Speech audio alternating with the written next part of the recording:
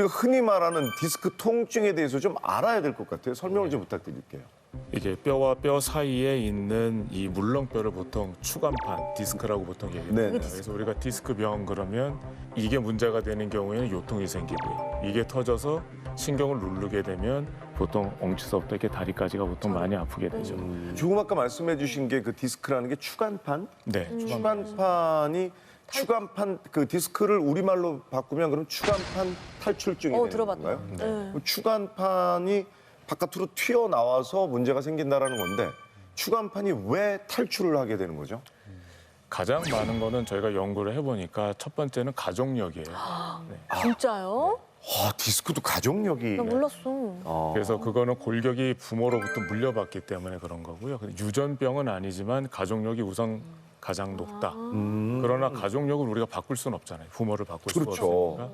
그래서 보통 두 가지 저희가 신경을 써야 되는 거는 하나는 일상생활의 습관, 그다음에 비만 정도가 보통 저희들이 가장 먼저 그 컨트롤할 수 있는 부분이라고 생각을 합니다. 그럼 30, 40대는 노화라고 보기보다는 비만이나 생활 습관 때문에 그렇게 될 수 있다. 네. 이게 이제 그 외국에서 연구를 한 사진입니다. 그래서 보통 네. 이제 디스크가 문제가 되는 사람들의 그 자세를 갖다가 저희가 본 거거든요. 평상시 자세를. 근데 여기를 거의 다 대부분 아마 하고 계실 거예요. 첫 번째 저거는 뭐 저자세로 스마트폰 스마트폰 많이 하잖아. 저러다 자잖아 이렇게.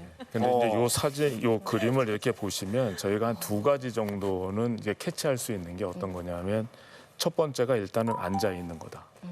그 다음에 꾸부정하다거든요. 다 그러네요. 다. 네, 아, 우리가 꼿꼿하게 돼 있는 게 하나도 없네요. 네, 서 있는 거하고 앉아 있는 거랑 비교해 봤을 때는 앉아 있는 거가 보통 한 배에서 반 배 정도의 디스크 압력이 높아집니다. 그 말씀하시죠. 서서 진행하겠습니다. 그럴까 봐. 그럴까 봐. 그리고 두 번째 같은 경우에는 앉아 있는 상황에서 허리를 구부정하게 되면 그 압력이 또 두 배가 돼요. 그래서 저희가 일반적으로 보게 되면 척추가 앉아 있고 꾸부정할 때에 보통 문제가 생기는 겁니다. 네. 근데 그게 지금 스마트폰 보는 자세, 컴퓨터 하는 자세, 공부하는 자세. 자, 우리 민영식 원장님 말씀 듣다 보니까 이제 이런 건 좀 피해야 될 것 같아요. 진짜 이렇게 그러면 안 앉아 될것 있거나 좀 이런 건 자세를 좀 고쳐갖게 되는데. 네. 네. 그러면 요 말고 다른 문제는 또 어떤 게 있을까요? 아까 영상 속에서 있었던 것들도 있겠지만 네. 다른 문제들로 인식하셨겠지만 바로 비만입니다. 비만.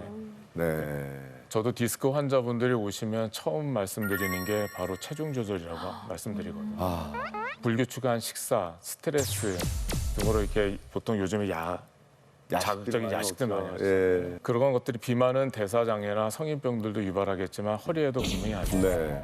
단순하게 생각해도 몸이 무거우면 몸을 받치고 있는 허리가 과부하가 되는 건 당연한 일이에요.